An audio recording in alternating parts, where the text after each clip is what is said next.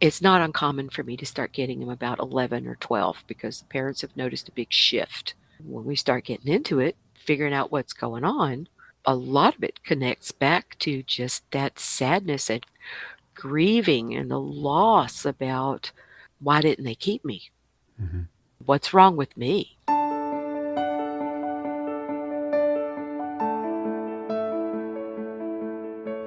Will my adopted child be okay? What will their future look like? Where did I go wrong? Hi, neighbor. I'm Tim, an adoptive parent and adoption mentor. If you're a struggling adoptive parent searching for answers in your parenting journey, you're in the right place. I teach Christian adoptive parents how to be okay, even if their kids aren't, by anchoring them in biblical principles. Anchors of hope and healing are on the way. Joining me today is my neighbor from Alabama, Jane Baker. Jane is a friend of the show, and she's a friend of adoptive families. Jane is a priceless resource of information. Conversations like the one you are about to hear contain things I wished we had known before we faced the challenges in our parenting journey. I want to encourage you to grab a pen and paper. There are lots of wise nuggets that will help you navigate the struggles that adoption can present. Today, I'm happy to welcome back my friend Jane Baker. Jane, it's so good to have you here today. Thank you. I'm glad to be back. The one thing I wanted to begin with today was something, whether it was you or one of the other members at Residential told us when Johnny was there. And by the way, Johnny says hello. Aw. He knew I was going to be having a conversation with you today, and he said to tell you hi. So Oh, well, when you talk to him, you have to tell him hello for me too. you made a huge impact on his life, even to this day. So Aw. I thank you for that. What I want to begin with is something that was told to us at Residential, and this is something that I've shared with other adoptive parents. Regardless, and this is talking about Johnny, whether he was okay or not, we had to be okay. That was a gut punch, and it's hard to implement in your life, and it's one of those things that I've come to understand how to do it for myself, and there are other adoptive parents going through these same types of struggles. How can you be okay when a child is acting out and rejecting you? Can you start with that, and we can talk about that a little bit? Yeah, it's a pretty common phenomenon. And sometimes even our biological children go through that at different times where they're just trying to individuate and they're trying to figure out who they are, and it can feel pretty rejecting. I think with our adopted kids, and especially if you have adopted children who have a trauma history before you got them, this can be particularly true, whether there's a diagnosis attached to that or not. And one way to think about it, and again, this kind of depends on what age you adopted your children. But let's just say for illustration, so you adopt this child and they're less than a year old, and maybe you got them out of foster care or you got them, from an orphanage or whatever. So and even if you got them at infancy, there's a bit of a car accident Mm-hmm. that's happened because adoption is built on loss. Your child had to lose something very, very important to them in order to come to you. And that's their wound. And so sometimes they can just roll along just fine in infancy, toddlers. They're going along pretty good. They're in middle school where there's not a lot of, or not middle school, but elementary school, because there's not a lot developmentally going on with us then. But then you hit those preteen and teen years. Developmentally, at that point, our brain is growing ridiculously fast, and we see the world differently because our brain is growing ridiculously fast. And by now, if you're 11, 12 years old, 13, you are very well aware that there are other people in your circle who are not adopted. They're biological children. You're very well aware that other people's families are not your family. You're very well aware of a lot of things, and so you kind of go back. It's like if you're on street level and you see a car accident, it might look bad, but you kind of don't see all of it. So if you're next to a building and you go up to the second floor and you look down, you can see more of the car accident. If you go up to the third or fourth floor and you look down, now you can see this accident or this tragedy in from a different viewpoint. And that's a little bit about what happens as our kids are developing through this world of adoption and coming to terms with what that means for them.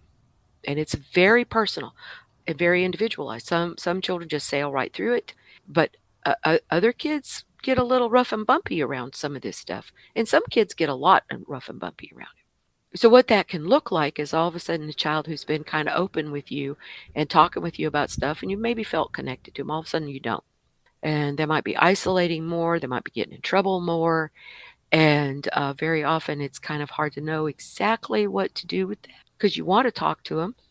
You suspect it's something about adoption, but you're not quite sure. So it can be a confusing time for children and for parents as well. And our tendency as parents, I think, is that we want to alleviate pain and suffering and hurt in our children. We don't want our kids to hurt. I know we talked a lot about you have to be okay even if your child is not. And there's varying ways to try to achieve that. None of them are easy because we don't like to see our children hurt. To use a accident example again, one of the things we used to talk about a lot in our parent meetings was this example. You know, if I hit you out here in the parking lot with my car, and let's just say I hit you and I break a leg or I break both your legs, all right? At the end of the day, it doesn't matter whether I did it on purpose or by accident. You're still hurt. And so it took me a minute to kind of get my head around that. And so the way I use it now is so I hit you with my car and I get out and I tell you, I'm so sorry. I didn't see you. And I give you context. I call the ambulance. I pay your medical bills. I come see you in the hospital and all that stuff. And you know what? You're just going to feel better about me. Or let's say I hit you and I didn't realize I hit you and I just kept driving. Okay, you're still in the middle of the road with a broken leg or maybe two. None of that of me getting out of the car and trying to make things better for you and explaining things to you is going to take away your pain. It is not going to help you heal faster. At the end of the day, you've got to do the healing. Your body has got to do that. You're just going to like me better. That's it. So when we think about adoption and that it is built on loss, a lot of times I'll say to children, you know, look, especially for our ones that don't have a good story, they don't have a happy adoption story, your parents just, they hit you with their car. And no matter how you feel about them, and you can have a lot of feelings about being hit with a car, but you've got to do the healing. That's your wound. And so, as parents, that message a lot is this is your child's wound, and no matter what you do, you cannot heal that. They have to. So, what's the best environment I can create as a parent that can help my child heal or aid in that healing process? And knowing you cannot take it from them, no matter how hard you want to. And that's your part to deal with. What's coming up for you that maybe is making it so difficult for you to understand that this is a journey your child has got to be on.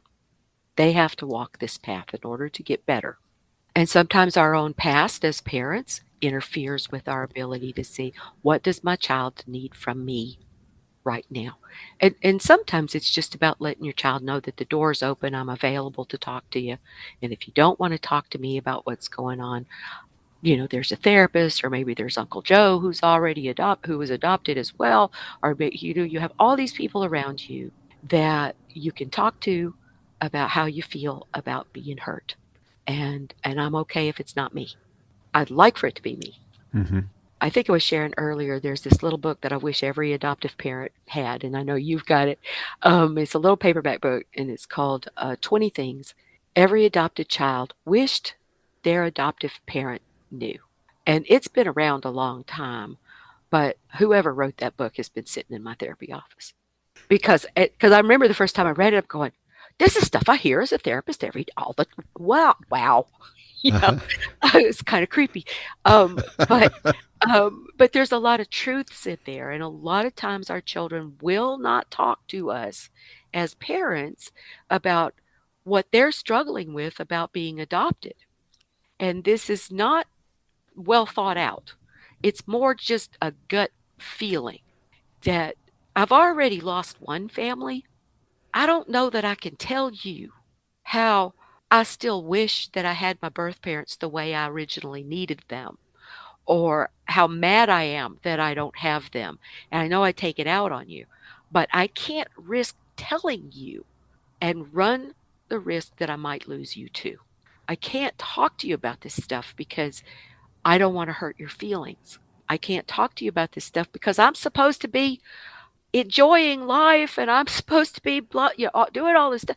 And I can't because this is nagging, and I can't tell you because I don't want to disappoint you. And so I think a lot of times as parents, we can be maybe a little proactive. You got to kind of think about these things, and how you might feel on Mother's Day, on Father's Day, on your own birthday, on your own Christmas and Thanksgiving, you know, because you think, well, I wonder if my birth parents are thinking about me. I wonder what it would have been like if I could have, if they could have been the parents I needed. And so I can look happy, but I got some sadness underneath it. And as you get older and you get, especially in those preteen years, and I always say, you can think everything's running along pretty good in elementary school. When adolescence gets here and puberty gets here, all bets are off, people. So, but again, it's because, biologically the brain is growing really fast, and you're just revisiting all kinds of things in that time frame. But I think among a lot of families, and I certainly have a lot of my own families that I work with, that I start getting kids long about, unless they have real severe behaviors, it's not uncommon for me to start getting them about 11 or 12 because parents have noticed a big shift. When we start getting into it, figuring out what's going on, a lot of it connects back to just that sadness and grieving and the loss about, why didn't they keep me? Mm-hmm. What's wrong with me? And so I think as parents, we've got to really, really work pretty hard to stay in a good level kind of place, recognizing this is my child's struggle and the struggle is real. And if you weren't adopted, if you're a parent that was not adopted, you kind of don't have a framework for this. Right. A lot of times it's leaving the door open. And that might sound like, if your child is really having a hard day, they're acting out or they're doing various things, you have to go, okay, that's it. We're going to have a family meeting, a family dinner. We're going to enjoy ourselves. And if you don't want to be part of that, you don't have to. Please go to your room. Right. So they're up there and they're all by themselves. And so it might look like walking in a little bit later and saying, I'm not sure what's going on with you. Something's going on with you.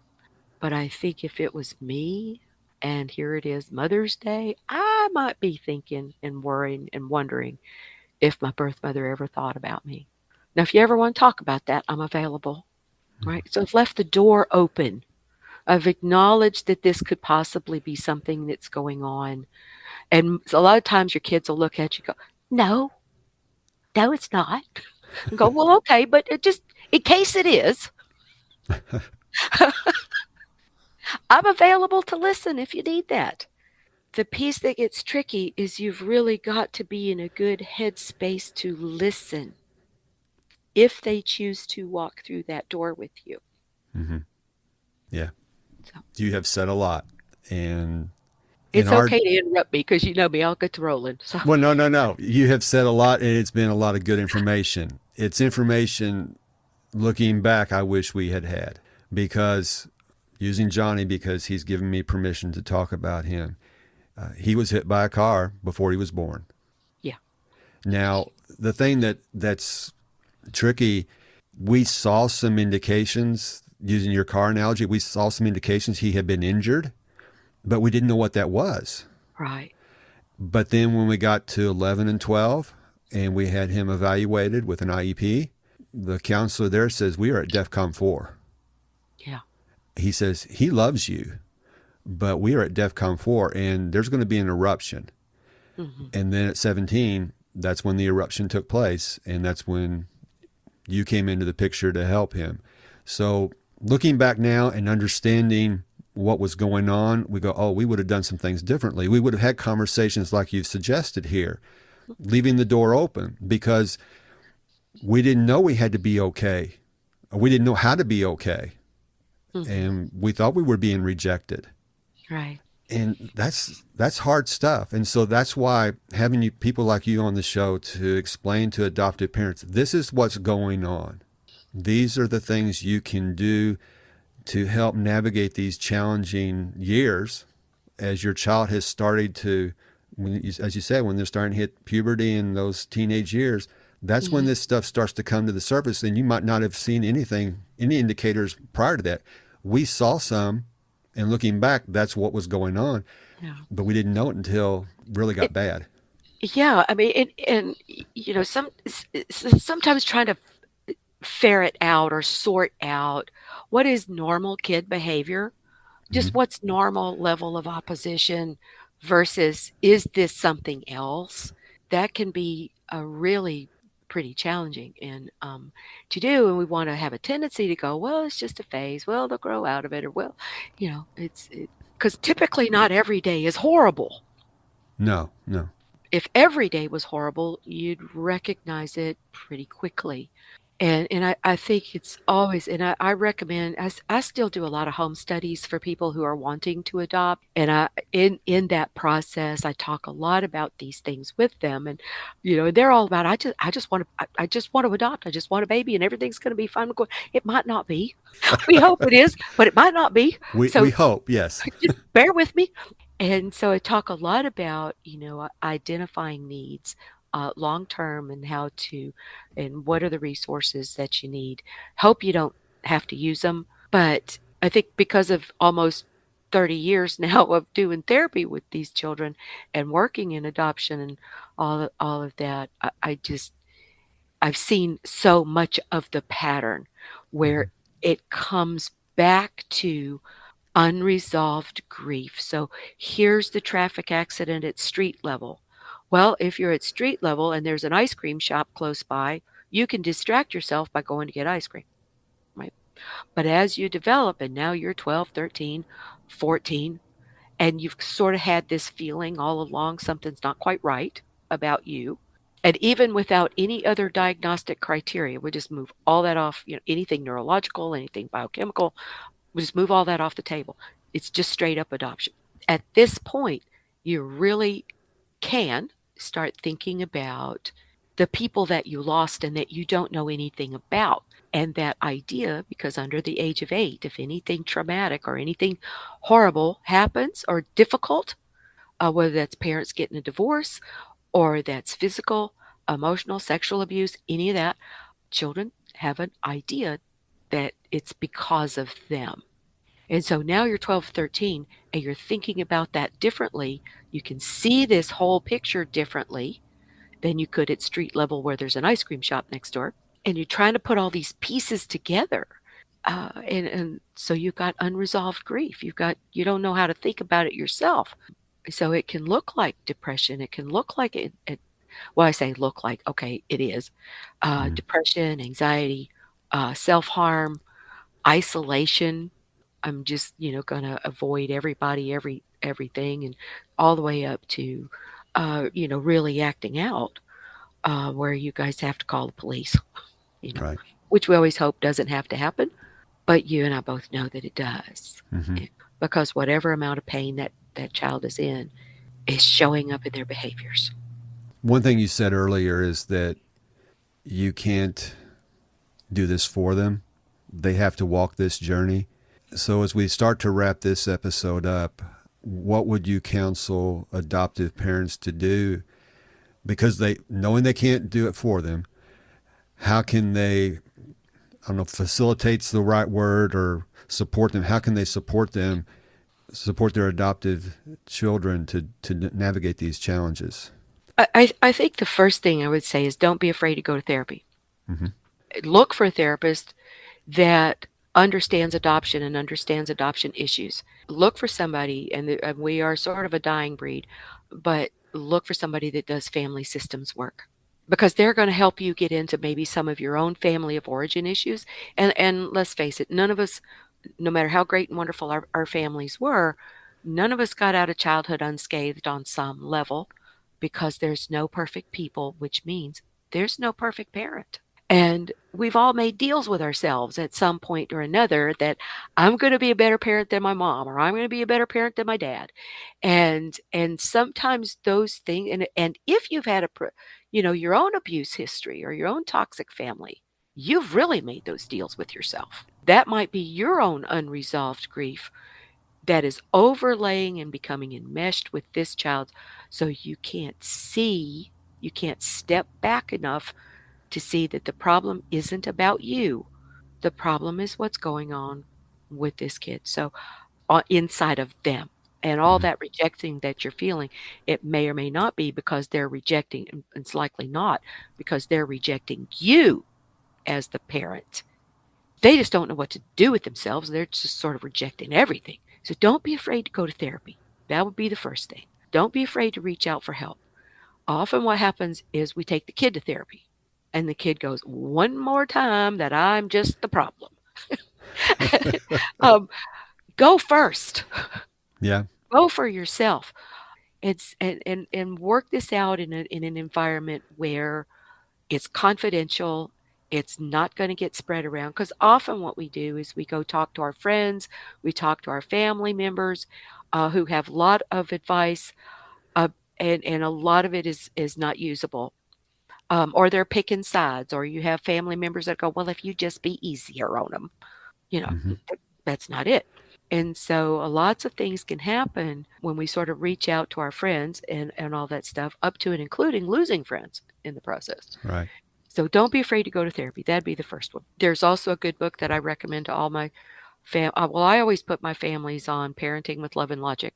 You can go to their website and tool around. There's a lot of resources there for parents divided up by age group. So that would be loveandlogic.com. The old books that they've redone a lot of material, but the old material is still out there, and that's Parenting with Love and Logic, Parenting Teens with Love and Logic, that can help you move more to that sort of consultant position.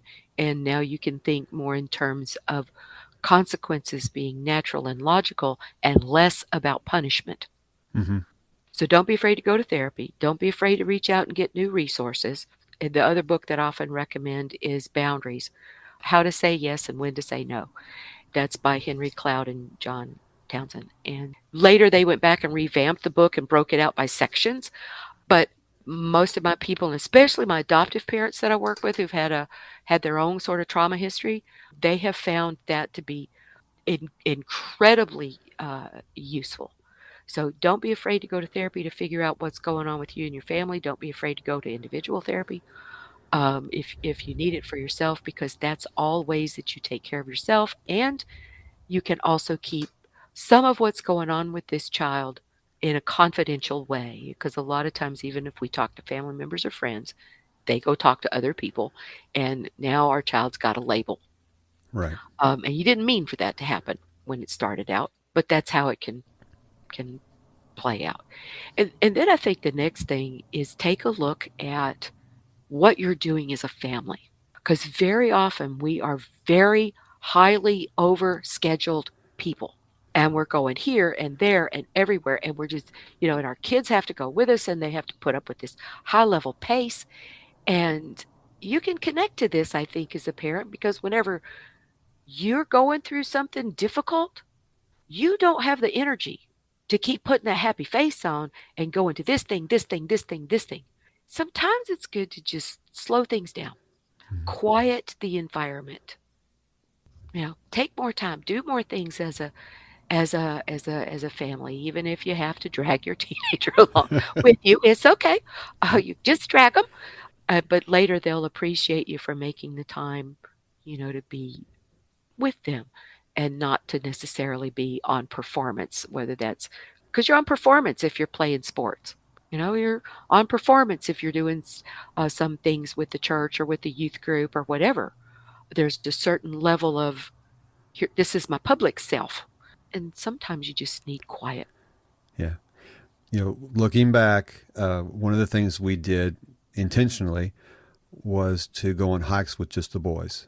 And Johnny has told us, after all this has transpired and we've been through all these years of difficulties, that he likes to go on hikes now. still. So he has a good memory there. There were a lot of things we did wrong because we didn't understand. But that was one thing that I think we did do right and tried to get the boys out and just do something as a unit, as our family. So Absolutely. yeah. And I can't preach loudly enough how important getting out into actual nature is and getting yourself emotionally grounded, doing some things uh, with your family, and you're creating some memories. Even if a lot of times dragging kids with you that don't want to go, they can still be unpleasant. But sometimes our children are in a place where they'll tell you, like he did later, Hmm. yeah, I'm really glad we did that. Although in the moment they would rather die than let you know. So Yeah. just do it anyway. Right. But the other piece to taking care of yourself, and I talk about this a lot, you got to be able to nurture your own spirit. Hmm. And we're constantly giving and giving and giving, but if something's not coming back in, it's like trying to put water in a glass that's got holes in it. You've got to put more water in that glass because the holes are all the places where our energy needs to go. And you have to do some stuff to nurture your spirit as an individual. You have to take care of your marriage. You have to make time to take care of the other children in your family if you have multiple levels, especially in my blended families where they have biological children and they've got adopted kids. You got to take care of those those relationships Hmm. along the way, and make time to do something with your adopted child as well. And it's kind of I have some parents that they hear me say that, and I without fail I have they're making lists and they're looking at the calendar already, and I'm going to put it down. Just put it down. It's not what I'm talking about. The magic is in the relationship, and the Hmm. magic is in nurturing the relationship, not in the activity exactly as it is. Right. When things are really bad, and especially if you've got a kid who runs off, this kind of captures my overall philosophy. When something like that happens, the first thing you do is you probably call the child's therapist. The next thing you do is, or DHR worker if you have one of those still involved, and you call the police, and then you call for pizza. You know, I think Yeah, I does know. that, yeah, I know you've heard me say it. Yep. So it's sort of a metaphorical representation, but in these time frames, you have to take care of yourself, and Yeah. if all sometimes you got to get away from your children. Yeah. So you have to have some respite. Hmm. And a lot of times when we're going through problems, we just clamp down and hold on tighter, and then you're exhausted. And nobody can make good decisions when you're exhausted. No. You can be okay even if your kids aren't. Yes. I've learned that. It wasn't easy, but I've learned that. And it's a conversation I've had with my boys. I said, Mom and Dad want you to be okay, but I want you to understand this. We will be okay even if you aren't. That was hard to say, but Hmm. I meant every word. If your children are down in a ditch and you get down in there with them, who in the world's going to get y'all out? Hmm. So you have to be the person that's not in the ditch with them in order for them to get out uh, of that. And so you can play that out metaphorically and visually. How would you help somebody get out of a really deep hole? Well, you'd talk them through it as best you could. You'd go get help for them if you could. If they wanted it, you might find a really long rope, like, hey, here's the way out, but then you got to wait for them to do it. Yeah. You know, And that's hard. it That It's hard, but it can be done. I know we've done our best to do it, and having people like you to help coach us along these ways has been invaluable. So again, thank you so much for being on here. And as we wrap up, how can people reach out to you if they want to? Well, I'm located in Alabama. Hmm. So typically, if I work with people out of state, I don't use insurance and all of that because we got issues here with being able to practice across state lines. But I do what's called consulting work across state lines. So we could do some of that. So the way you can get me is my phone number is 256 353 8528. And my email is the letter J. It's jbaker at adoption-associates.com. You can also find us on the website at adoptionassociates.com, and you can send a message. You can get to us that way as well. Okay. I'll put that information in the show notes. And also, I'll put the references to the books that you have recommended too, because those are invaluable resources for adoptive parents. And they can be educating themselves while the car accident hasn't really manifested itself yet. And so that'd be a good use of time. And so, Okay. again, thank you so much for being on here. Oh, you're welcome. Anytime. The insights Jane provided are invaluable for adoptive parents navigating the complex emotions and challenges associated with adoption. I didn't have these when I was struggling as an adoptive parent, but now you do. Here are a few of the takeaways. Number 1, adoption is built on loss. Children must process this loss as they grow. Number 2, adopted children may display behavior changes, especially during preteen and teen years, as they grapple with their adoption and identity. Number 3, adoptive parents need to recognize they can't heal their child's hurt from adoption loss. They can only provide a supportive environment. Number 4, open lines of communication are important. Adoptive parents should let their children know they are always there to listen. Number 5, seek therapy as a proactive measure, but make sure and find therapists familiar with adoption issues. And finally, number 6, nurture your own spirit as an adoptive parent to maintain a healthy environment for your child. Please see the show notes for the resources Jane mentioned and how you can contact her. That's all for this episode. I want to thank you so much for joining me. Before I go, I would like to extend an invitation for you to become a member of our private community. It's a special, safe place where you can talk with other adoptive parents about your struggles and seek the support and encouragement you need. The link will be in the show notes. Until next time, this is Tim, encouraging you to do what you can now. I hope today's episode encouraged you to face the storms in your parenting journey with courage and confidence. If so, would you please share this episode with another adoptive parent? It would also bless me and the mission of this podcast if you would take a couple of minutes and leave a review for the show on Apple Podcasts. Until next time, this is Tim, encouraging you to do what you can now.